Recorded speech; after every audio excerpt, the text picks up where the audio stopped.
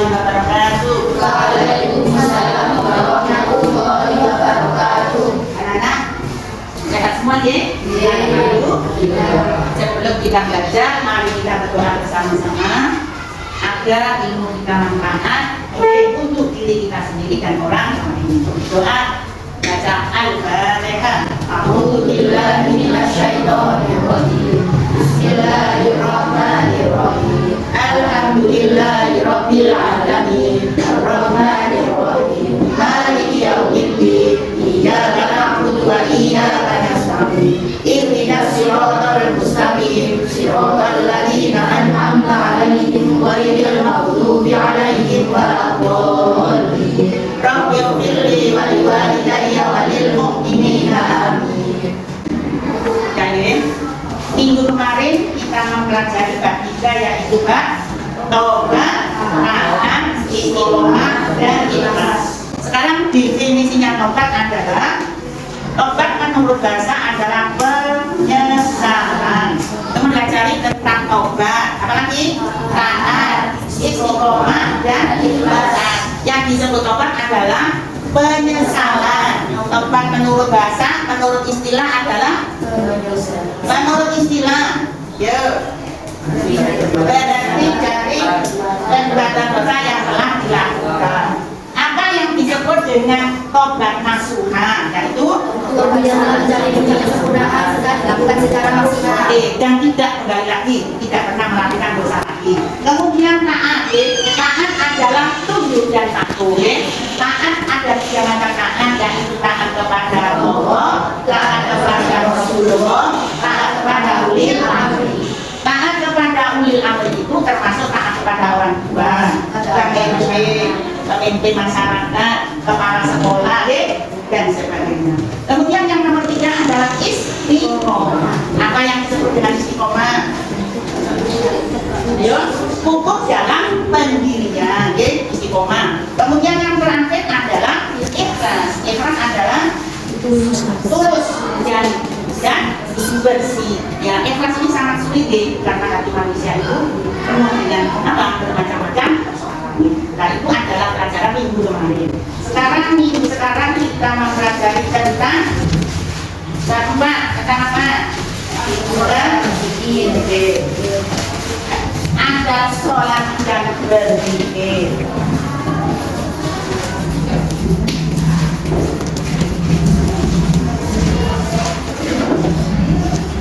Ada sholat dan berzikir. Kita menerangkan tentang sholat dulu ya. Sholat tanpa berzikir itu podo karo mandi tanpa sabuna ya. Tapi rasanya kayak apa nih? Nah, berarti sholat pasti ada doanya. Berarti tidak berdoa berdoa mandi tanpa pakai sabun. Definisi sholat di sini sholat adalah apa yang bisa? Ayo. Sholat adalah sholat menurut bahasa adalah doa. Kemudian menurut istilah adalah sholat itu Jawa sejalan di atas sejalan dengan perbuatan yang diawali termakan dari ihram dan diakhiri salam dengan rukun dan syarat. Betul sekali. Sholat menurut istilah adalah suatu ibadah wajib yang terdiri atas ucapan dan perbuatan yang dimulai dengan takbiratul ihram, diakhiri dengan salam, dengan ketentuan syarat-syarat yang telah ditentukan oleh agama. Di sholat itu boleh ngikring, ya, boleh jenjeng, ini boleh sholat itu, karena sholat adalah ibadah yang tertinggi. Dan sholat itu ibadah khusus Allah sendiri yang menurunkan sholat melalui Nabi Muhammad, tidak boleh malaikat Jibril itu langsung. Apa acaranya? Yaitu waktu Isra, sholat di sholat ibadah yang paling tinggi. Nah, kan sungguh sih nggak sholat sungguh ya. Yo yang kita lakukan apa ya?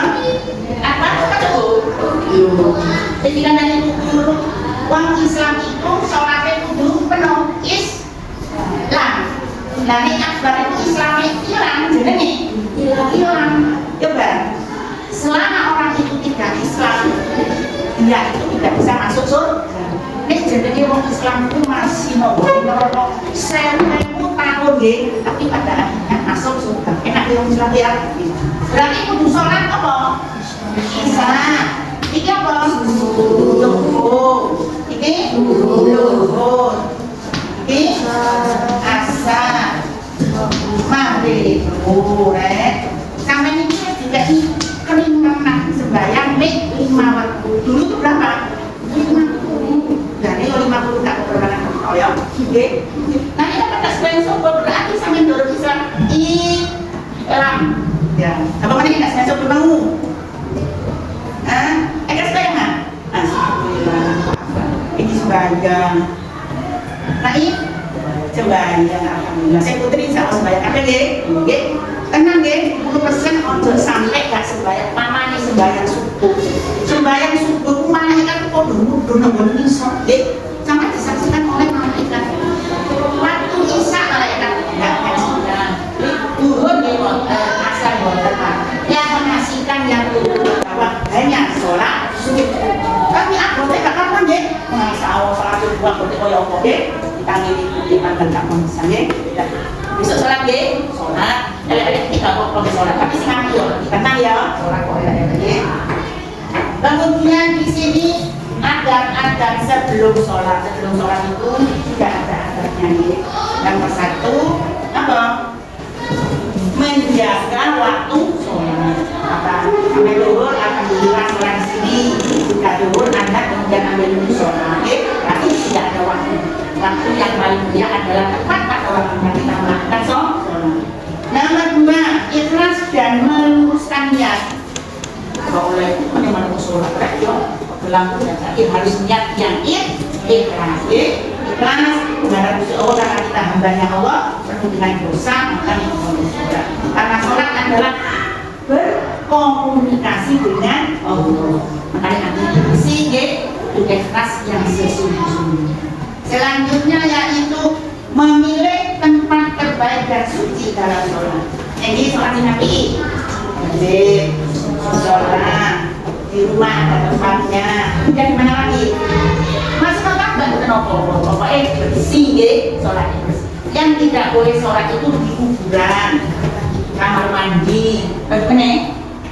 Kalau terpaksa sih, ya udah. Karena itu sholat kamar mandi. Pernah nih loh nanti iso meskipun tidak menghadap ke kiblat loh. Iso kapal yang tinggi bisa saja sholat di mana saja. Kemudian menggunakan pakaian yang terbaik, bukan termahal. Yang terbaik bukan termahal. Sholat dari depan bersih, sing api, jadi sesuai orang lain. Itu adalah adab sebelum sholat. Apa tadi nomor 1? Menjaga waktu sholat. Kalau sudah waktunya kita harus sholat. Kemudian ikhlas nomor 3 kita wudu. Ya. Berarti kalau sholat itu pasti wajib harus wudu. Nah sholat buka ada lagi sholat buka tidak ada ini. Kemudian memilih tempat terbaik tadi di masjid, di sholat, di rumah, di tempat-tempat tadi. Boleh terminal bisa nggih? Terminal, bagaimana biasa sholat itu? Pokoknya tidak boleh di kamar mandi dan nongkrong di kuburan. Kuburan itu orang sopo ya. Yang terakhir menggunakan pakaian terbaik, bukan termahal, yang bukan termahal. Tadi syarat-syarat adab sebelum sholat. Sekarang adab-adab dalam sholat. Di dalam sholat juga adabnya ada belum ya? Di dalam sholat ada adabnya. Adabnya nomor 1 yaitu mewujudkan rasa khusyuk dan takut kepada Allah.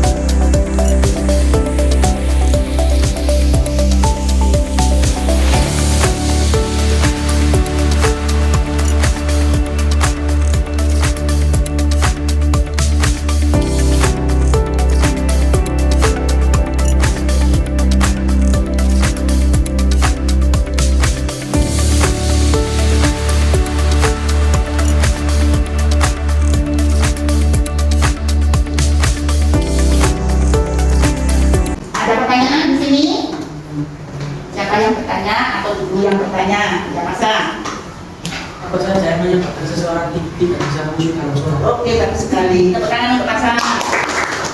Apa saja yang menyebabkan seseorang itu tidak khusyuk? Nggak khusyuk kalau apa loh? Yang tidak khusyuk dalam melaksanakan sholat, paling memikirkan hal yang lain. Mau sampai kok ini mesti ya kayak saya berarti kayak gitu. Utau kadang-kadang kita semua kan pernah melakukan udah yo udah belum ya ini ya udah khusyuk ya. Lah ini sementara yang kita lakukan saja nggak dulu apalagi karena selok-selok terburu-buru sinetron ya udah apa meneh terburu-buru kan kegiatan kami ya sehingga sholatnya buatan khusyuk nih bismillah mau salah bismillah nanti kalau bismillah jelok aja sama-sama dengan sholat nanti kita kan sholat ya tangan itu kan kemudian guru bertanya ada Mbak Dika ya Mbak Dika, mengapa seorang muslim harus melaksanakan sholat itu kok harus khusyuk? Kenapa? Karena sholat adalah tali yang menghubungkan antara hamba dengan Allah SWT. Tepuk tangan. Karena sholat adalah menghubungkan hambanya dan Allah ya, menghubungkan antara Allah dan hambanya supaya seakan-akan kita melihat Allah. Kalau kita tak melihat Allah berarti Allah melihat kita. Dan pertanyaan, Mas Lila, apa saja Mas Lila adab sholat tadi sudah diterangkan dulu? Kita merasa bersyukur dan kepada Allah SWT, menghadirkan hati, mengagungkan Allah SWT, dari wanita-wanitanya, memahami makna bacaan yang diucapkan dalam sholat. Oke, tepuk tangan sekali ya. Alhamdulillah tadi ibu mengajar pada hari ini sudah merasa ya paham deh. Nah, kita kesempatan minggu depan kita bahas tentang doa ya. Tadi kita tenang dulu. Sholat tanpa berdoa dan mandi tanpa sabun. Minggu depan sampean belajar tentang berzikir karena ini tentang ada sholat. Kurang lebihnya ibu mohon maaf dan kita akhiri. Alhamdulillahirabbil alamin. Wassalamualaikum warahmatullahi wabarakatuh. Waalaikumsalam warahmatullahi wabarakatuh.